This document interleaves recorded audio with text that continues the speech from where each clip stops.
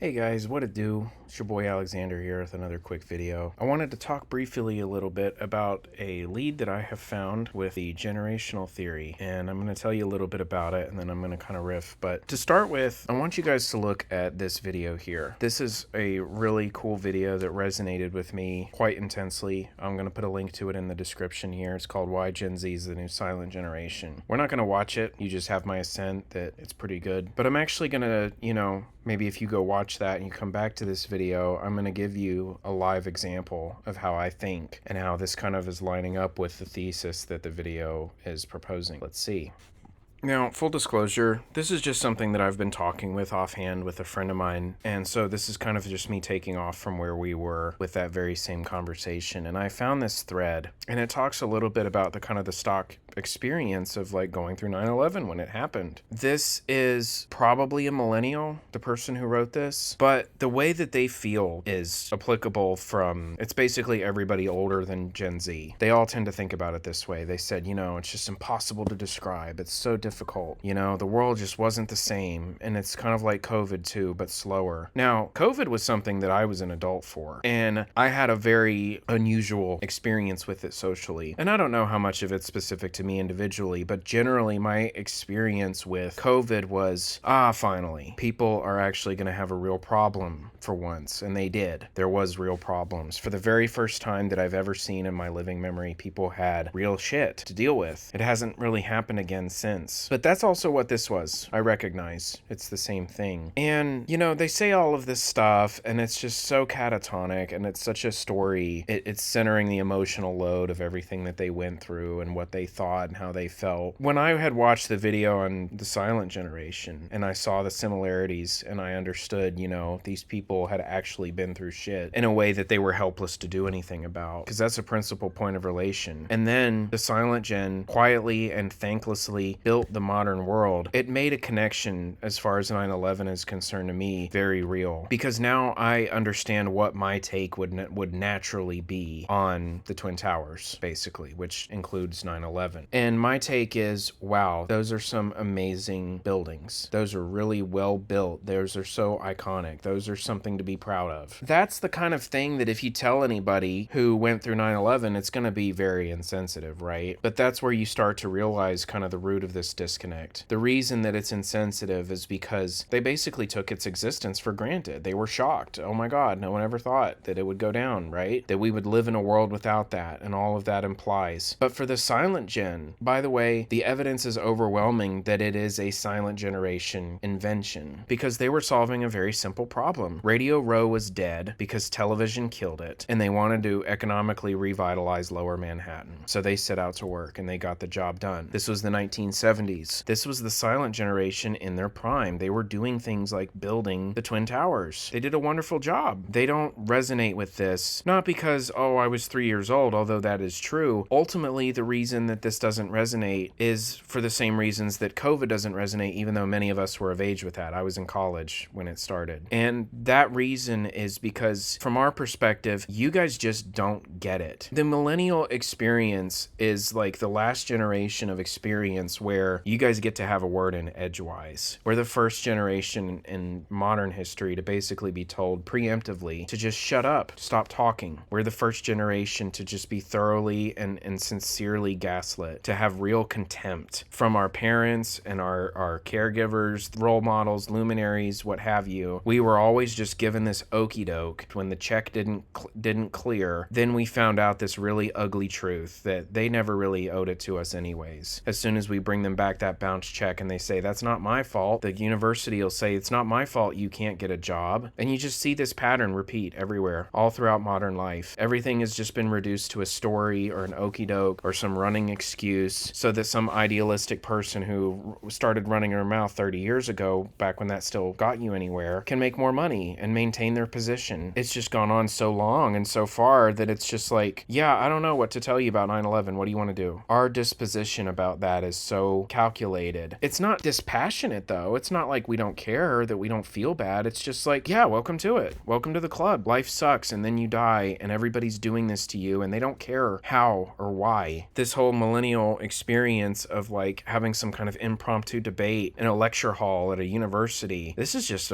it's as good as a fairy tale. You might as well be in Hogwarts as far as we're concerned. People who don't remember 9/11 get hung up on the various ideologies around it. I don't think so. I think that the thing that we get stuck on is like, why do you guys care so much? Regardless of which ideology that you have, right? Whether the two conventional sides in this debate were like the Islamists versus the West, and both sides are completely wrong in different ways. That's how we see it. And we're just sitting here wondering why the fuck you're picking a side in the first place. You don't see the CIA is just doing organized crime things in Afghanistan, that the Taliban are obviously repressive thugs, that they're criminals too. That's how we've come to see it, because that's what's really, that's what we're discovering as we age into our, we get into our 30s here. That's how we're finding out that things actually work, and we don't like it. This is probably the one structural difference that we have between the Silent Generation and us, is that where the Silent Generation has abject poverty that no one wants to really even argue about. We're having our toys broken for us before we even knew how to do anything, or even realized that we might be doing something wrong, which a lot of times we're not. And it's being done by people who don't even need to do this shit to us. They don't even gain anything from it, but they do it out of like a misplaced sense of entertainment. They're bored, or in some cases they just are doing it to justify and actualize their sense of contempt and hatred for other human beings. And that's increasingly all we experience that matters. That's what's defining money. That's what's defining a career these days. Some delusional asshole is gonna walk all over you, and we're kind of just sick of it. We're sick of this moral bankruptcy everyone who matters increasingly exhibits, because they're all just subscribed to these stories. Everything has a counterpoint. Everyone has a gotcha. Everyone has a reason, and it doesn't matter what the reality is or whether or not that reason furnishes into actual good deeds. It has no bearing on the material world. And you can talk to a Gen Xer, you can talk to a baby boomer, you can talk to a millennial, and they're all going to more or less do this kind of go around with you where they just want to flap their yaps all day. Meanwhile, you're paying for it. Meanwhile, the job market's just vaporizing, and you just realize all over again that you're last in line to see any kind of relief from this. That's the forced self-reliance from an inappropriately young age. And that's why we've become the types of people that glorify cubicles, which don't exist anymore because Gen X decided that they were terrible injustices to humanity. They got rid of them and replaced them with open floor plans, neglected to mention that those things are far more dehumanizing. But they did it anyways, right? Who cares? It's all about words. It's all about saying things to make people do stuff, because when they were young, you could still do that. You could say something and cause an effect. Now everything's locked up. The game is played out. We're the champions of things like vaporwave because we just want the pain to stop. We don't want to live in this nightmare world of appeasement and volatility. Why do we have to let everything get bought up by private equity? Why do we have to let them constantly subvert every democratic election that we have that matters? I mean, what do you think is happening here? And what is actually they don't care. They don't care to marry those two things up, and we're just sick of it. And no one really asked us what we thought anyways, so by default we are also silent. But that doesn't mean that we're going to go away, and it doesn't mean that we're going to die. It just means that we're going to have a radically different attitude when those of us who manage to survive this get somewhere. It's going to be a disposition that is very cold, at least compared to what most millennials, Gen Xers, and whatnot are used to. That's the way that we see it, is that that's what's necessary to actually get meaningful stability. I can't be your impromptu therapist, but what I can do is I can make sure that you have an economic system that isn't being sabotaged by racketeers. I can't make you feel better about the current moment that you're going through. But what I can do is make sure that the law is on your side, or that it's just generally enforced to the best of the abilities of the people whose job it is to enforce it. That's the frame of thinking that we have. That's our romance, is a world in which the police enforce the law. But it has to be that way because this is what things have come to. This is how fucked up everything is. This is how delusional and bankrupt and out of order everything increasingly is. Because we're going to have $2.5 trillion for SpaceX, and we're never going to ask what the actual price is for that. What are the consequences of subverting the stock market so that some asshole can feel like he's some fucking thing or whatever? Who knows why? Who cares? Here are the consequences. Here's what it takes to pretend that we're going to replace the workforce with AI, even though that was never an economic prospect. Here's what's going to happen instead. We're going to fire everybody anyways. We're going to cancel the whole world economy if they'll let us, and just keep all the money. And then we're going to become bunker bros because because we're better than everybody else or whatever. We think we're going to live 1,000 years. Never mind. There's no point in which consequences are ever thought of. So conversely, that's all we think about. That's the Zoomer disposition. An unfair amount of responsibility. And we didn't ask for it. Lord knows that nobody wants us to have that responsibility. That's the one thing that they all more or less agree on, is don't give these kids power, man. As long as no one's doing that, they can keep just selectively deploying out people on social media to, half-ass explain the latest caper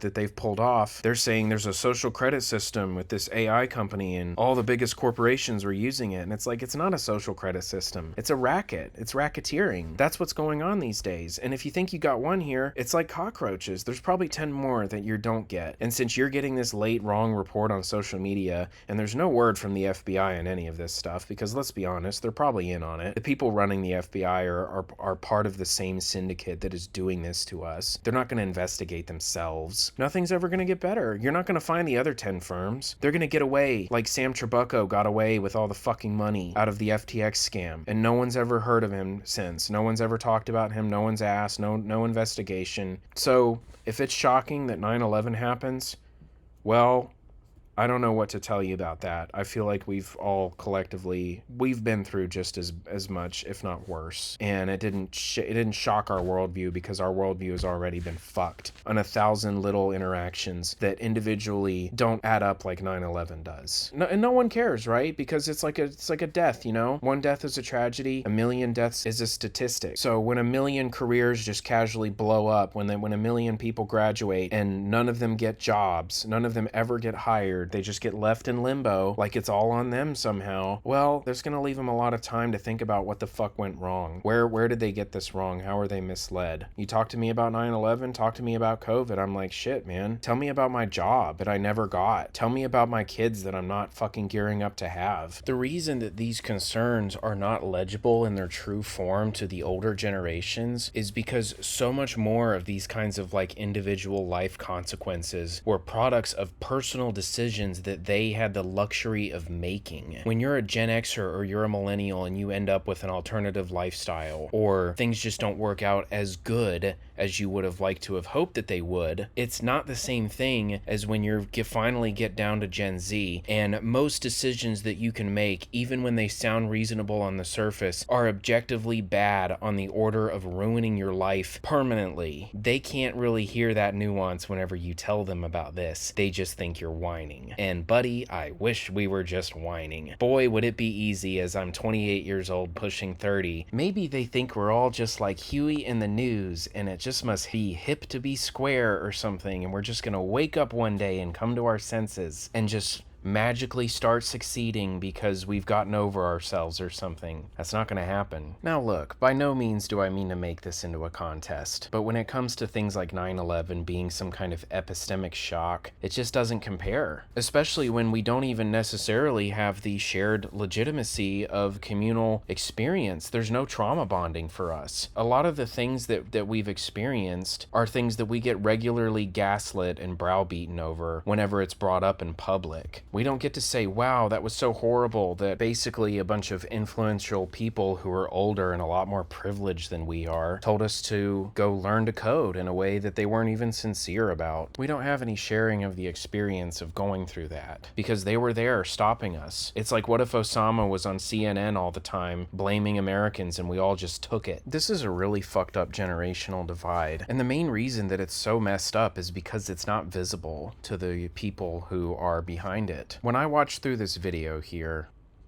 when I have to take a look at this and I think about this and what he was saying, it was catharsis for me. And I'm sure I'm not the only one that feels that way. This is a story that's going away. Psychedelic? I think that's a very lucid way to describe what was happening, because what was probably happening on an objective level is people were being exposed to more grounded layers of reality that they had by that point completely blocked out with rhetoric, ideology, and statecraft. The scary thing that they don't yet realize, or maybe they do, but they don't have any currently plan for is they're raising another generation of people whose entire existence is predicated on having no state, no stability, no institutions, no trust really outside of a family, if they have one of those even. So yeah, this is how it is, folks. It's a tough situation, and I'm just tired of not being given any kind of acknowledgement or credit. I feel like all of us have just been nickeled and dimed down into a position of absolute minimum leverage. Our plea for our lives is no longer one of, well, I'd like more rather than less. Instead, it's become this plea of, you need to employ more of us or you're going to torpedo the economy and send us all tumbling into an interwar Weimar type situation that, let's be honest, nobody wants to be in. And the insane thing is that somehow even that plea isn't selling, because they can just say it a different way, make it sound like it's not so bad or that it's not that. Argue with us and say, that's not going to happen. That's not what this is. Reality doesn't matter. I don't know how the Silent Generation did it. I'm sure they had a lot of thoughts about ethics and consequences and responsibility. They knew what decadence looked like, and they spent their lives architecting and ensuring against it. And I'd just like to see that world again. I'd like to see the Twin Towers again. I'd like to see shag carpet and cubicles, the advent of electronica. Not so much for the sake of the aesthetic of those sorts of things, but rather because of the implication that they have of safety and security. Because I feel like being in those kinds of environments would just be heaven on earth compared to being stuck in my bedroom for months or years on end, or facing down the prospect of homelessness because I can't come up with $1,600 a month to keep my little stupid white-collar job that I'm apparently lucky to even have, even though I'm very qualified to do what I do. I feel like listening to an old little radio set would be a lot better than Spotify, and the pressure that that creates that's so immense that increasingly artists don't even bother publishing their music in such a way to where you could download an MP3 that you bought legally anymore. We all have that feeling that it would be better. We know what that is. We know why. We know through these artistic expression mediums what we mean by those things. It's the longing for a degree of trust and stability that we know